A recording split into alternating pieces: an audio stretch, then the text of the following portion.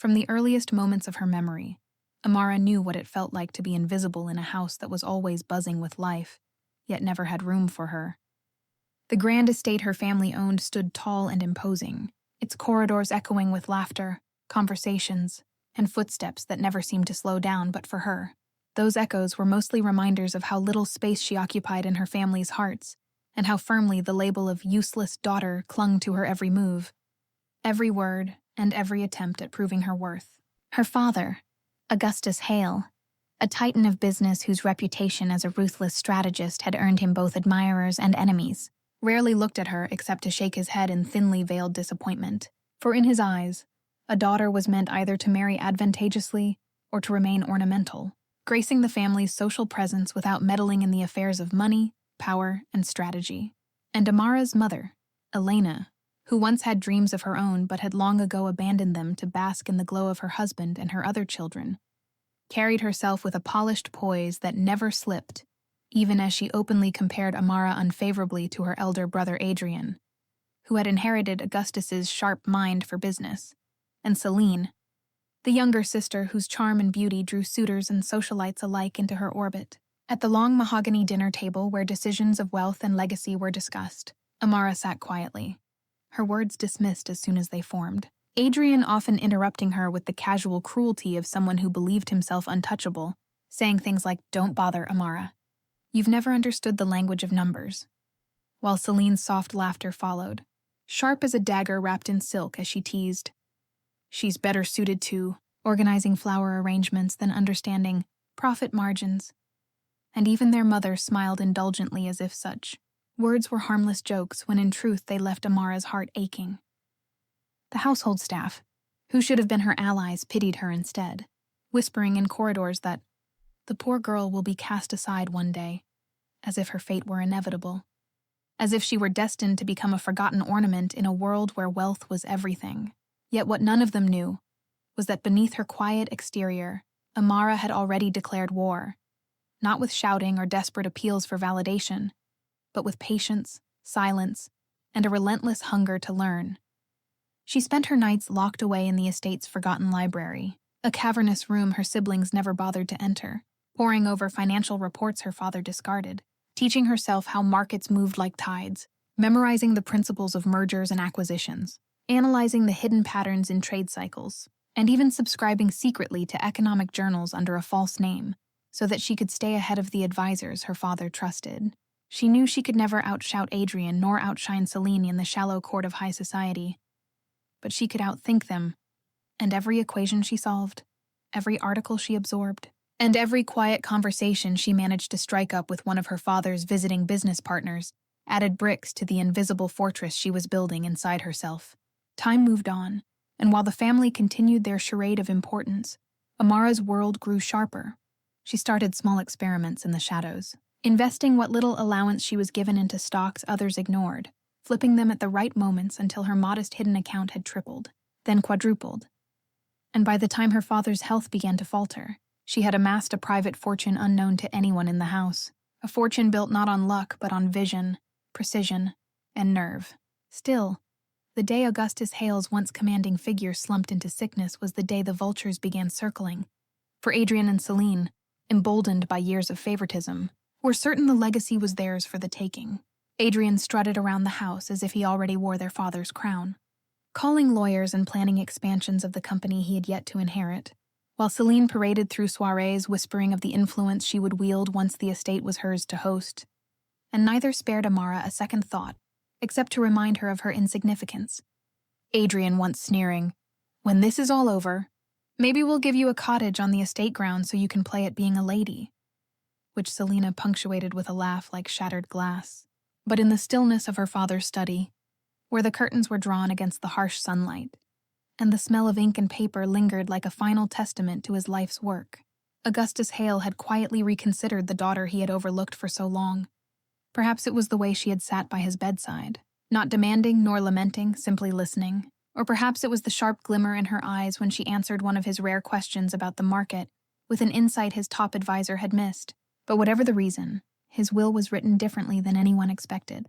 And so the fateful day came when the family, dressed in their finest black, gathered for the reading of that will in the ornate parlor where oil paintings of stern ancestors watched from gilded frames, the atmosphere thick with anticipation and greed.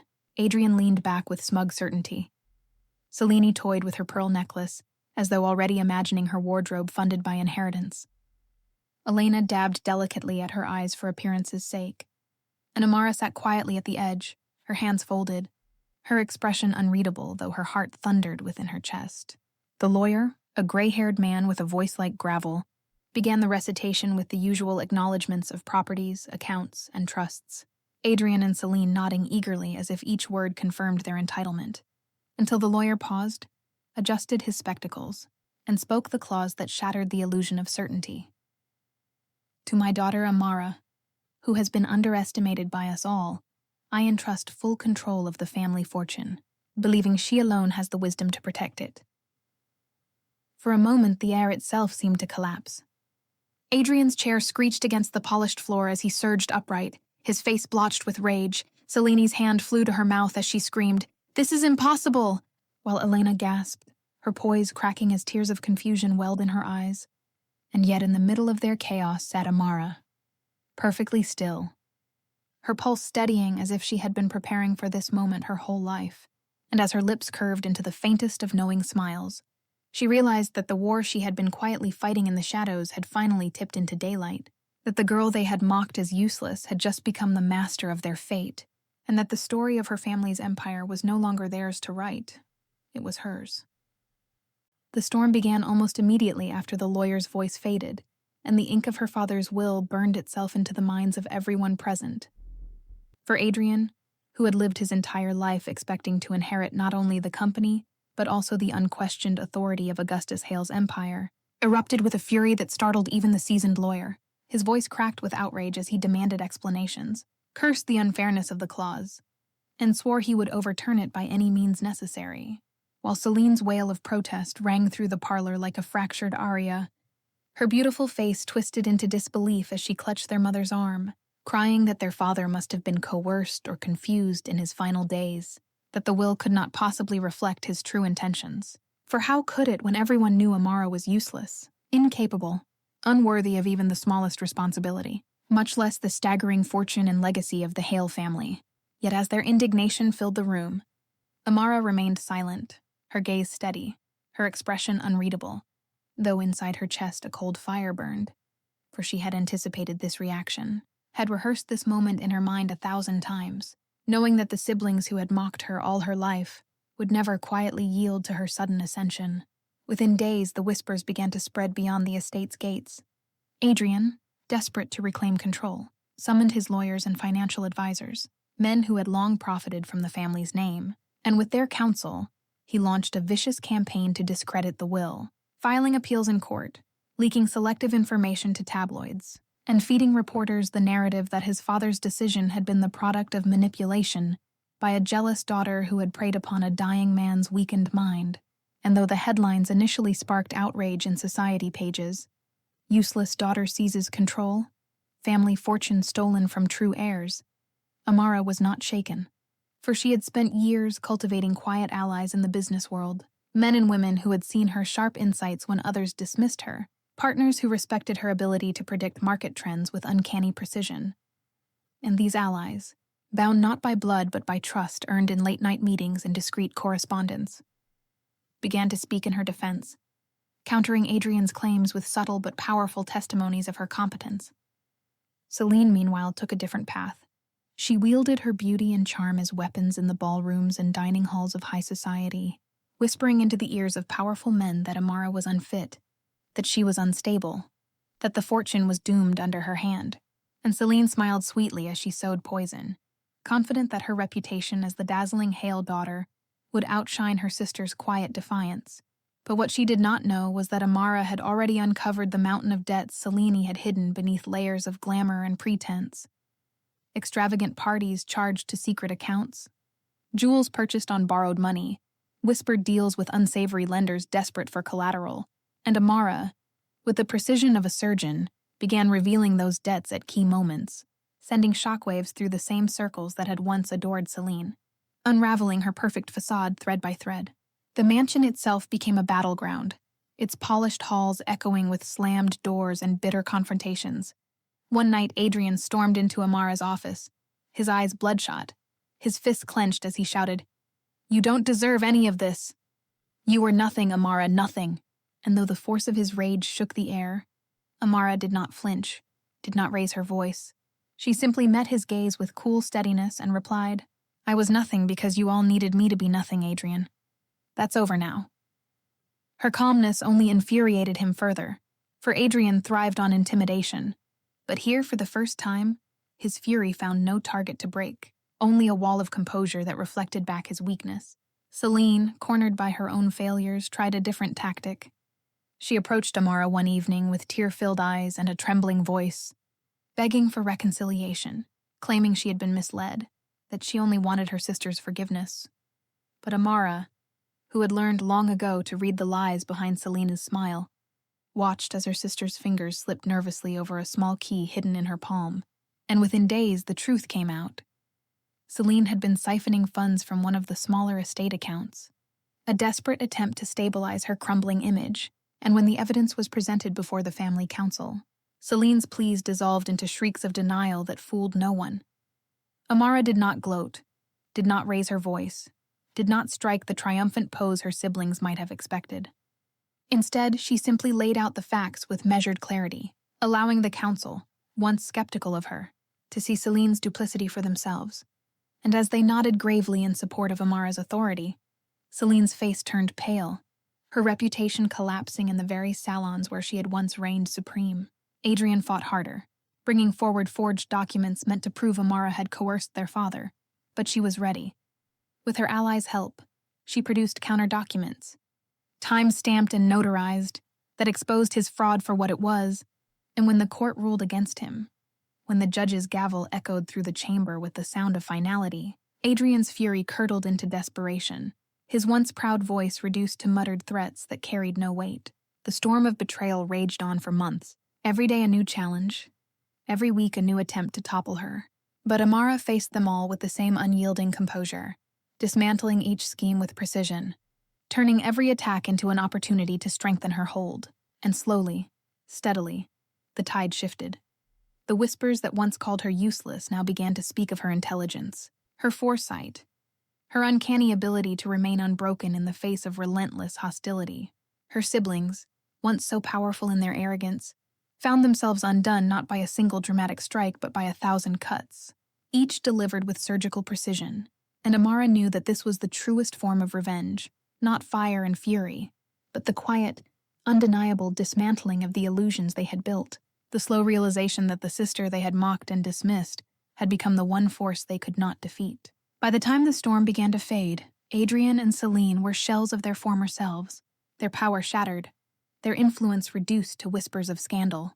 And though the mansion still stood tall against the horizon, its walls now echoed with a new truth. Amara Hale was no longer the useless daughter. They had made her their enemy, and she had shown them that even storms could be weathered by a woman who had learned to rise in silence until it was time to strike.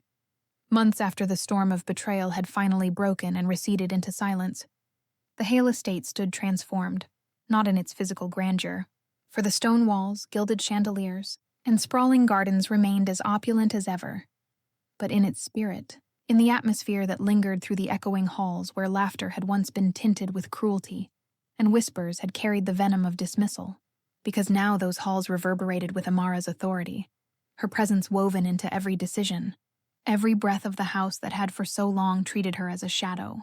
Adrian was gone, banished by his own disgrace, forced to retreat abroad after his failed lawsuits drained the last of his finances and left him clutching at scraps of dignity, a man who once strutted with entitlement, now reduced to a bitter exile. Celine, once a glittering star in high society, now moved like a ghost along its peripheries, her debts exposed, her name sullied, her invitations rescinded, and though she still wore her gowns and jewels, they seemed like costumes now, fragile masks that failed to conceal the truth whispered behind fans and champagne glasses, that Celine Hale was no longer a woman to be envied, but a warning to those who built their lives on deception.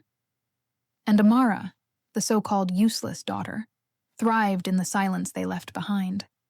She took the reins of the family business with the precision of a surgeon and the vision of a pioneer, stripping away the outdated practices her father had stubbornly clung to and replacing them with modern strategies rooted in technology, sustainability, and global expansion. Decisions that shocked the board at first, but soon earned their admiration as profits soared beyond even Augustus Hale's proudest years. She became known not merely as the heir to a fortune, but as a force reshaping industries, a woman whose counsel was sought by politicians, entrepreneurs, and leaders who once would have overlooked her as irrelevant. And yet, as she stood at the center of power, as her name began to carry a weight of its own far beyond the Hale legacy, she never forgot the long years of humiliation.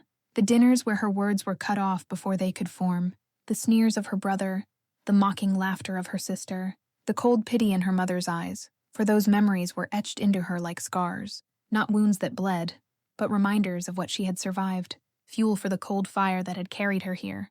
Still, her revenge was never loud, never theatrical, never the kind of vengeance that burned everything in its path.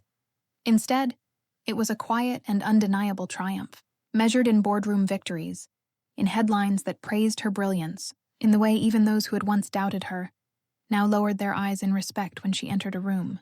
There were moments when she allowed herself to savor the irony, to stand in the study where her father had once dismissed her and remember the nights she had sat there in secret, teaching herself from discarded reports, and now those same reports bore her signature at the bottom, her decisions guiding the empire forward, or to pass by the ballroom where Celine had mocked her and see it now booked for galas held in Amara's honor, guests praising the grace and intelligence of the very sister Celine had called useless. Even her mother, Elena, who had always preferred to look the other way when her children's cruelty flourished, now found herself depending on Amara, reduced to soft, uncertain words whenever she approached, as if afraid that her youngest daughter's indifference might turn into punishment. But Amara offered no retribution, only cool courtesy, for she had no desire to destroy what was already broken. Her vengeance had already been fulfilled in the shift of power itself. And yet, for all her triumph, Amara remained guarded. She knew that wealth and power were fragile crowns, easily toppled if worn carelessly, and so she kept building, kept strategizing, kept turning the Hale Empire into something larger than its past, a force too vast for her siblings to ever reclaim, too resilient to be undone by whispers or scandals, a fortress she had crafted from the same patience and silence that had once been forced upon her. There were nights when she stood on the balcony of the estate, the same place where she had once stared at the stars and wished she could escape the chains of her family's scorn. And now those stars seemed to bow to her, glittering above as the golden glow of the setting sun bathed the estate in light, and she would whisper to herself, not in bitterness but in a quiet triumph, "They called me useless, but now I control it all." And in that whisper was not only the satisfaction of revenge, but also the serenity of a woman who had rewritten her own story, who had taken every stone thrown at her, and built from them a throne no one could topple. For in the end, it was not merely the money, the power, or the respect that mattered most.